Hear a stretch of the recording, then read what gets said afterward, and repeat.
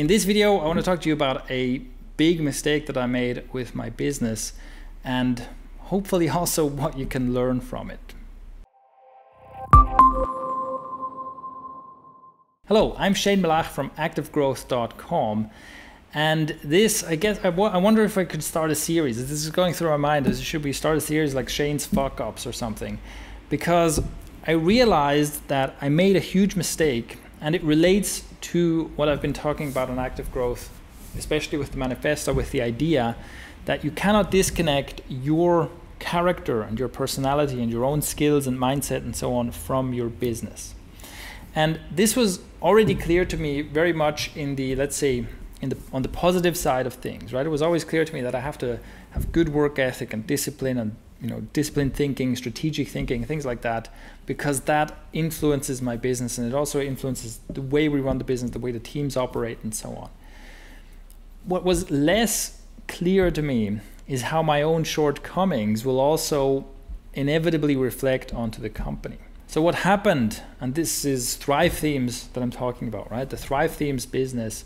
What happened there is that we got into a position where it was quite difficult for us to kind of keep up. So we were adding a lot of new people to the team very rapidly, and to get new people up to speed, we were doing all kinds of things. We were working on smaller projects because you can't really just take someone and throw them into this huge ongoing project like Thrive Content Builder.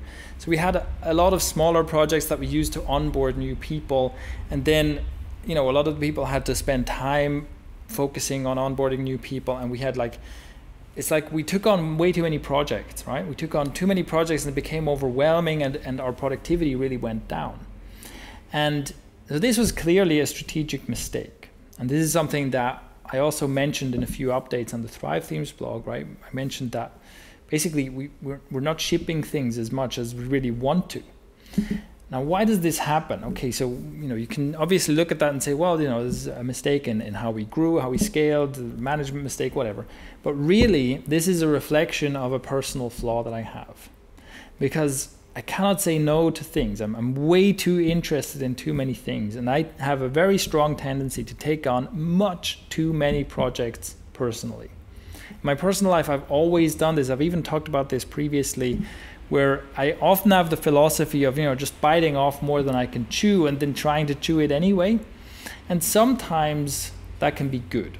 Sometimes that can be pushing against your comfort zone and making yourself have to rise to an occasion. But it can also just become chaotic overwhelm.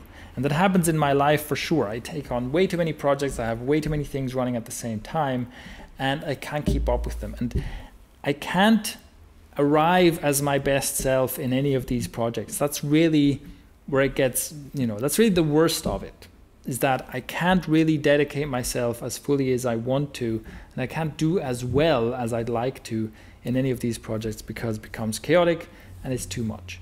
And this is exactly what happened in my company.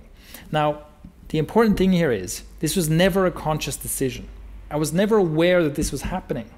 It is simply, and this is exactly my point, this is the way I think personally, this is the way I am as a person. And without me wanting that to happen, this just bled over into my company and in the way that the teams run and the way that we manage projects and everything inside the company, even though at this point, there's 50 people involved in this company, right? And I'm trying not to be just a total dictator. But even if I do a good job of giving people their autonomy and so on, ultimately there's still going to be decisions that come back to me, and ultimately my way of thinking, will influence how I coach managers in the company, and that will influence all the way down to every employee. And so this is the mistake, right? It's been clear to me, or it's become clear to me, that I have this personal flaw that I haven't dealt with in my personal life, and it affected my company in a negative way. Now, there's a conclusion for me here that's very clear, which is that I have to fix this flaw in my personal life, and that's what I started doing. I have to figure out how to fix this on the personal level before I have a chance to really be able to fix it in the company. And more importantly, obviously we have to fix it in the company right away, but unless I fix this flaw in myself, it's just going to happen again, right? We can course correct, and then I'm going to unconsciously steer back into the chaos that we were in before. So it's very clear to me that I have to find a way to manage this myself and organize this or fix this flaw in myself. What's not so clear to me is in what ways I can kind of shield my company from my personal flaws. I'd love to know from you if you have some ideas on how to do that.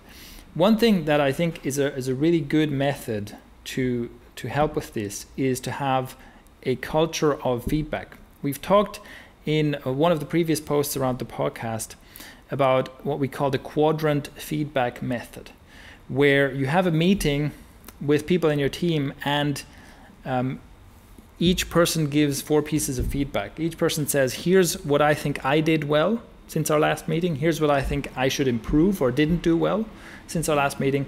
Here's what I think you did well, and here's what I think you should improve. This is a great way to get balanced feedback, because in general, it's difficult to get any kind of critical, even constructively critical feedback from the bottom up. But with this quadrant feedback method, if you do this often, then you get input and you can catch your own flaws more. You're more likely to catch your own flaws. But then, like I said, for me, it's clear that I have to fix them in my own life. I have to be aware of them and guard against them. But I'm not sure how I can shield my company from my own flaws. So this is a video that is untypical, I guess, but I felt compelled to make it, and I'd like to know what your thoughts on this are. The point is, really to summarize this, is really to reinforce the point, and this is why I put such an emphasis on developing skills and good habits and discipline and things like that, because of how it affects a company, even at a size of 50 people, and I'm sure at larger sizes as well.